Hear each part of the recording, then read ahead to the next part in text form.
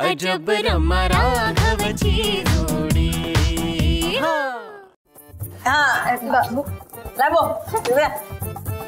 आजी, तुम्ही सांगितलेली वस्तू तुमच्याकडे आता सुपूर्त करतोय सगळ्यांच्या समक्ष। आता ह्या ड्रेसचं काय करायचं हे तुम्हाला चांगलंच माहिती आहे, त्यामुळे आता माझं काम झालं।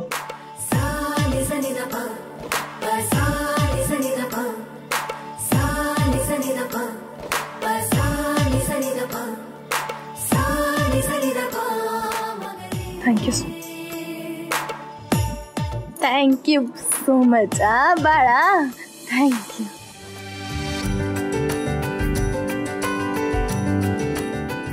मिनी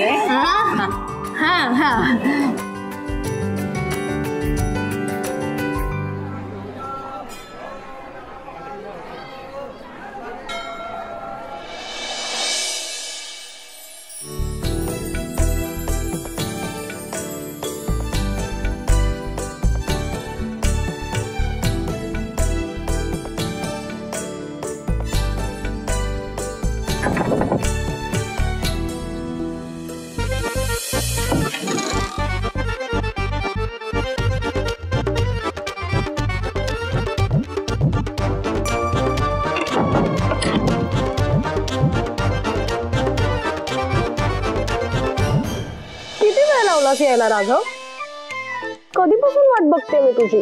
रमा अगं, वाट बघण्यातच खरी गंमत असते। आय नो दॅट, पण स्टिल मला तुला थँक्यू म्हणायचं होतं। कधी एकदा तू येतो आणि कधी एकदा तुला थँक्यू म्हणते असं झालं होतं मला। अगं हो, पण थँक्यू म्हणतेस कशासाठी? अरे तू मला इतकं सुंदर ड्रेस गिफ्ट केलास त्यासाठी thank you thank you thank you thank you thank you so much.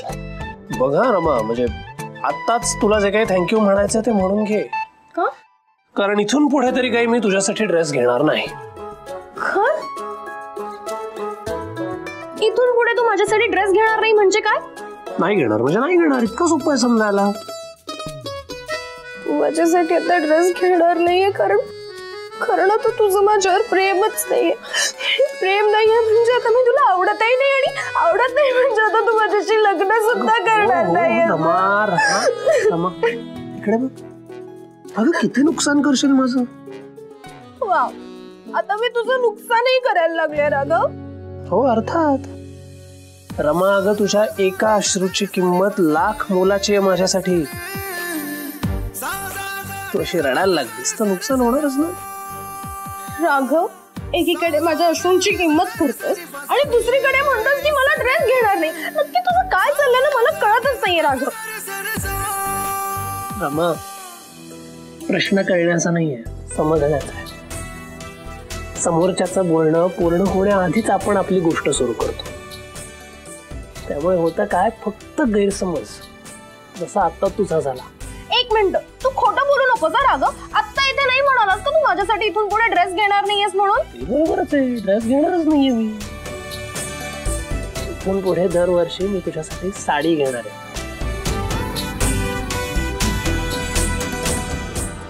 Raghav ऐको, ऐको, छाती कळाली, मेलो नारायणा, मेलो। राघव, ड्रामेबाज कुठला, उठ पटकन।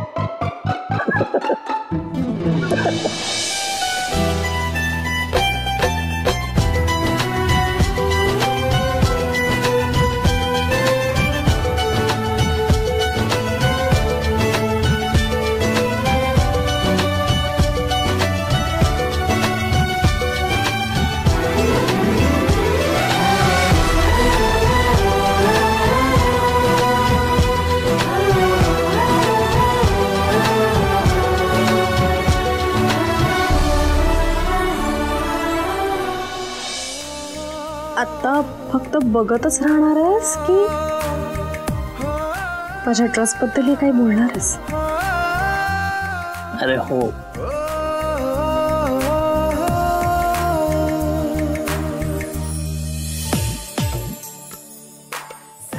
खूप सुंदर दिसतेस रमा। या, थँक्यू। पण मला माहिती आहे मी सुंदर आहे। अच्छा, मग मला कशाला विचारलंस ग? कारण ते तुला कायम माहित असायला हवं म्हणून। पण तुझ्या एक गोष्ट लक्षात येत नाहीये, तू फक्त सुंदर नाही, खूप गोड दिसतेस.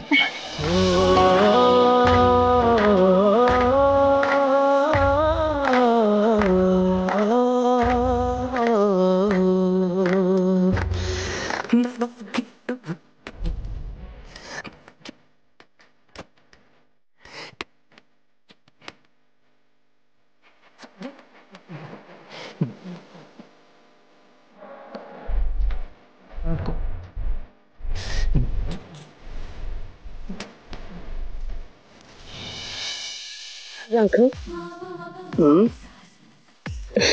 बाहेर किती जोरदार दिवाळी साजरी होती नाही? मग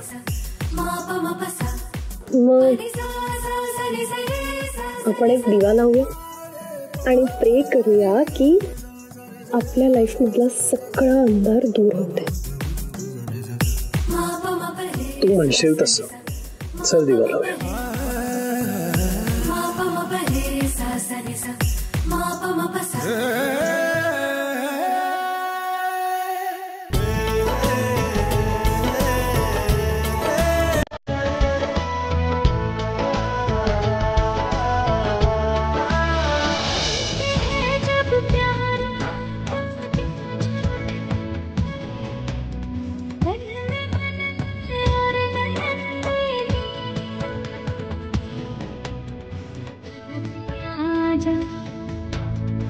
आजा पिया आजा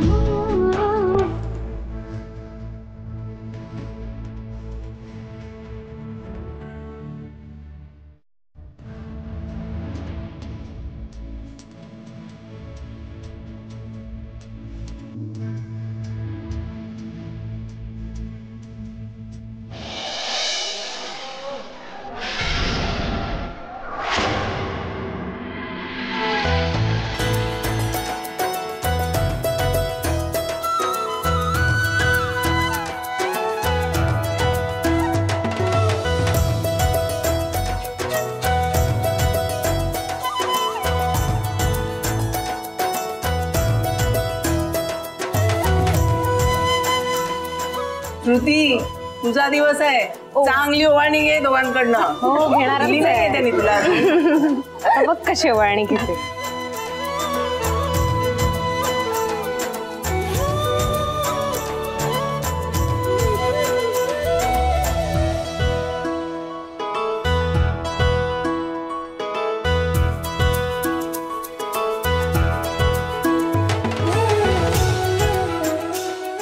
ओवाळणी दे.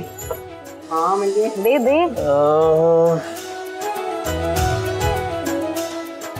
दे ना. थँक्यू. कार्तिकेय, दे ओवाळणी.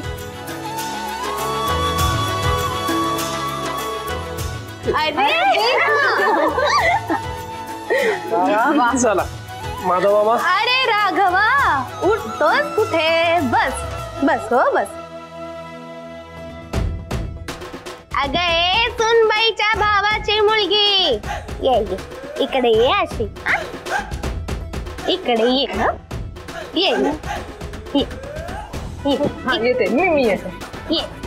चल आता श्रुती, दे तिला ते ओवाळणीचं ताट. घे ग राघवाला ओवाळायला. मामे बहीण आहेस की नाही त्याची? हा चल ओवाळ. हो आजी, नाही नाही काही काय बोलताय तुम्ही? अहो मी कसं ओवाळू त्यांना? ते भाऊ नाहीत माझे. लग्न होणार आहे आमचं. बाबा ओ आजी, अहो तुमच्या वयाचा मान राखून आम्ही काही बोलत नाही, याचा गैरफायदा घेऊ नका. माझा होणारा जावई आहे तो.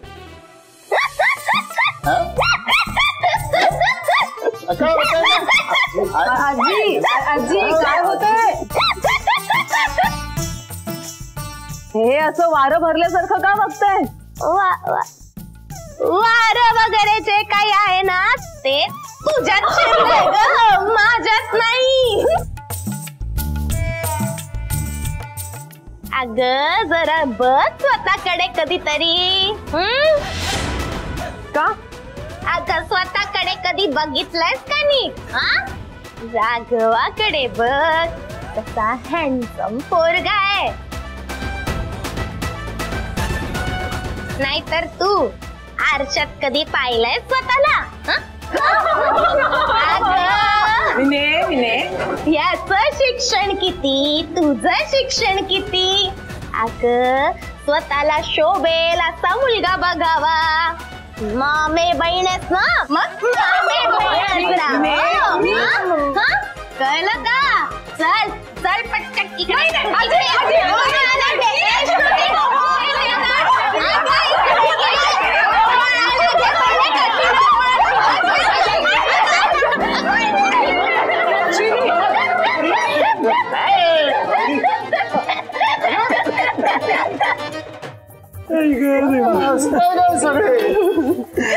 खूप झाला गे रे मामा.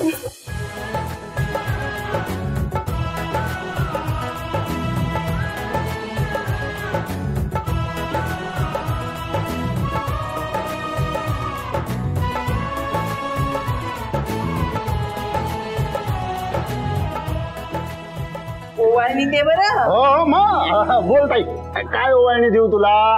माधवा, मला काहीच नको. तू फक्त तुझा स्वार्थीपणा सोड. हा? स्वार्थीपणा? मी कधी स्वार्थीपणा केला? दुसऱ्याच्या मनाचा विचार न करणं म्हणजे स्वार्थीपणा. तू फक्त तुझा आणि तुझ्या मुलीचा विचार करतो, तोही स्वार्थीपणाच. माधवा, अरे प्रत्येक वेळी आपल्या मनासारखीच गोष्ट घडत असते असं नाही ना. दुसऱ्याच्या मनाचाही विचार करावा. जाऊ दे ग पोरी, नको स्वतःचा जीव जाळूस. कलियुग आहे बाई. तो त्याच्या पोरीचा विचार करतोय, तू तुझ्या पोराचा विचार कर.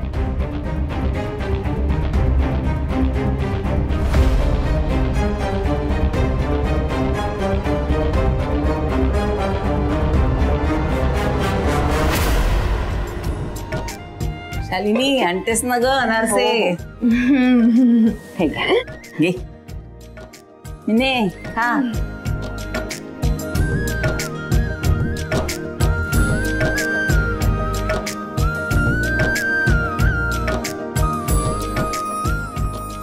रुक्मिणी, तू म्हणतेस तसं अगदी सुंदर, जाळीदार आणि खुशखुशीत झालेत हो अनारसे. तुझ्या सुनबाईच्या हाताला खरंच खूप चव आहे हो. सुगरणच आहे. बरं का मिने, माझ्या सगळ्या सुना सुगरणच आहेत. वागणं बोलणंही अगदी घरंदाज. त्यांना एखादं काम सांगितलं ना की आपण निश्चिंत राहायचं, ते काम झालंच म्हणून समजायचं. नशीबवान आहेस हो. खरंच या बाबतीत मी फार नशीबवान आहे. हा म्हणजे शालिनीची पिढी तर आहेच, पण आता तिच्या सुनाई एकदम तयार झाल्या आहेत. पूजा तर आहेच, पण रमा पण काही कमी नाही.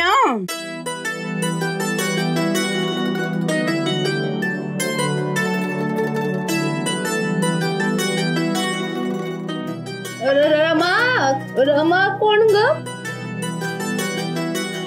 म्हणजे कधी बघितलं नाहीये मी तिला घरात. हा हो, तुला कसं माहिती असणार? रमा म्हणजे माझ्या राघवाची होणारी बायको. अगं बाई, हो का? की गुणाची पोर आहे ना. म्हणजे स्वयंपाक पाणी म्हणू नको, या घरातले रीतिरिवाज म्हणू नको, सगळं इतकं पटकन आत्मसात केलंय ना तिने, की अगदी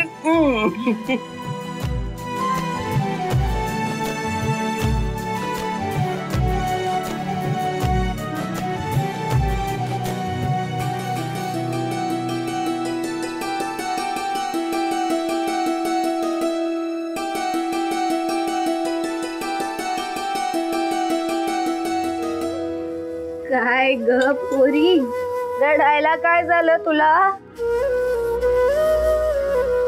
पावलो पावली लाडूबाईची आठवण येते हो. आता ही लाडूबाई कोण? अगं हो, खरंच की. तुला कसं माहित असणार? लाडूबाई म्हणजे रमा. शालिनी तिला लाडानी लाडूबाई म्हणते. अगं सणासुदीला रडण्यापेक्षा तिला बोलून घे ना इकडे. ते माझ्या हातात नाही. माझ्या हातात असतं ना तर मी तिला इथेच ठेवून घेतलं असतं. लाडूबाईंनी सुद्धा दिवाळीचा सगळा फराळ करायला मला मदत केली असती आणि ते सगळे फराळाचे पदार्थ तिला खाऊ घालण्याची मी माझी हौस पुरी करून घेतली असती. मग असं काय घडलं की त्या पोरीने या घराकडे पाठ फिरवून घेतली? नाही, तिचं काहीच चुकलं नाही. काहीतरी गैरसमज झाले आणि ते इतके वाढत गेले की सगळं प्रकरण हाताबाहेरच गेलं. आणि राघवचे आबा सुद्धा इतके हट्टाला पेटलेत की त्यांना रमा राघवचं दुःखच दिसत नाहीये. अगं बघ, तुला दिसतंय ना, मग तू तिला फोन करून बोलून घे इकडे. तेच तुम्हाला मी सांगते हो, माझ्या हातात नाहीये. आणि राघवच्या आबांनी तर आता शपथ घालून सांगितलंय की काहीही झालं तरी रमाशी कुठल्याही प्रकारचे संबंध ठेवायचे नाहीत. ती पोर बिचारी किती दुखावली गेली असेल. खरं तर मी तिला फोन करू शकते किंवा तिने शिकवली त्याप्रमाणे तिला मी व्हॉइस नोटही करू शकते, पण मी मुद्दामच करत नाही. म्हटलं या सगळ्या गोष्टीमुळे तिलाच त्रास होईल. नकोच, हे काहीच नको.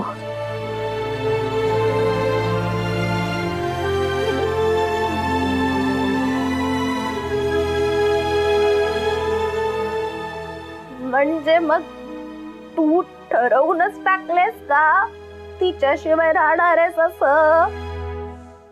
खरं सांगू, मी सुद्धा तिच्याशिवाय राहूच शकत नाही हो. तिची मला खूप आठवण येते.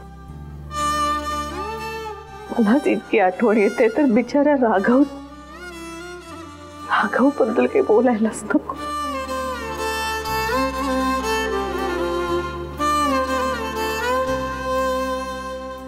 आई,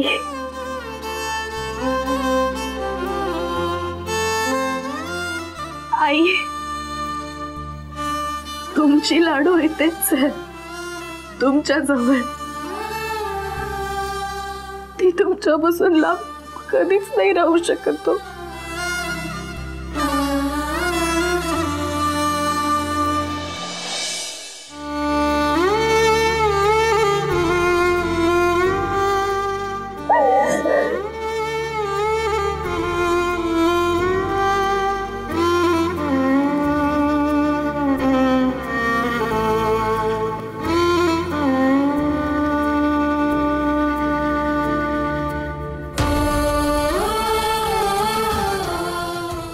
लाडू तू? आई? हो, मी तुमची लाडू. अगं, तुम्ही मला जितकं मिस करता ना तितकंच मिस मी तुम्हाला करते. मी नाही राहू शकत तुमच्याशिवाय, म्हणूनच मी ते निघून आले. इतके दिवस मी तुमच्याशिवाय नाही राहू शकणार आणि दिवाळीत तर नाहीच नाही.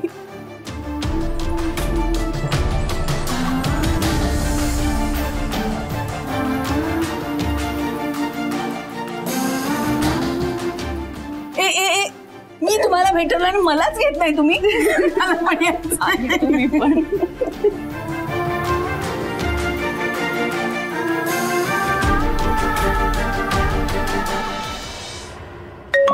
पुण्याचं रमा. हॅलो. Hello dad. आज कशी काय डॅडची आठवण आली? डॅड, मला तुझी नेहमीच आठवण येते. पण नेहमी फोन काही येत नाही, तो असा क्वचित कधीतरी अधून मधून येतो. तुला खरं सांगू बाळा, तू नाहीयेस ना घरामध्ये तर घर कसं अगदी सुन सुन वाटतंय. आता ये लवकर, वाट बघतोय तुझी. कधी येतेस? तेच सांगायला फोन केलाय मी dad. I am coming back tomorrow.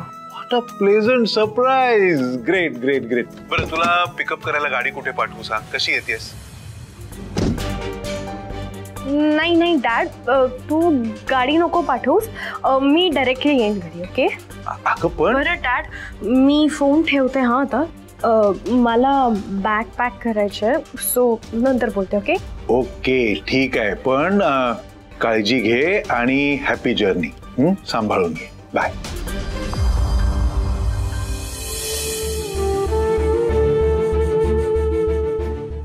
Rama, तू येणार म्हणून तुझे डॅड खुश असतील, पण माझं काय? तू गेल्यावर मला कसं वाटेल ह्याचा पण विचार कर ना. राघव, मलाही जावंसं वाटत नाहीये रे. नाही ना वाटत आहे, मग नको ना जाऊ, प्लीज थांब ना. राघव, रमा, तुझ्याशिवाय राहणं तर अशक्य झालंय ग. मीही नाही राहू शकत तुझ्याशिवाय राघव. म्हणूनच तर इतकं धाडस करून आले दिवाळी. आता आपण कधी आणि कसं भेटणार आहोत? भेटायला काय राघव, आपण कधीही आणि कसेही भेटू शकतो. पण तू अंकल गुरुजींना जे प्रॉमिस केलंय त्यामुळे सगळीच गडबड होऊन बसली. मला कळतंय रमा, तू खरंच खूप हुशार आहेस ग. आबांना दिलेल्या वचनातून कसा मार्ग काढायचा हे तुला बरोबर सुचलं, पण आता मला काहीच सुचत नाहीये. तिथून पुढे आपण कसे आणि कधी भेटणार आहोत मला खरंच नाही कळत आहे ग.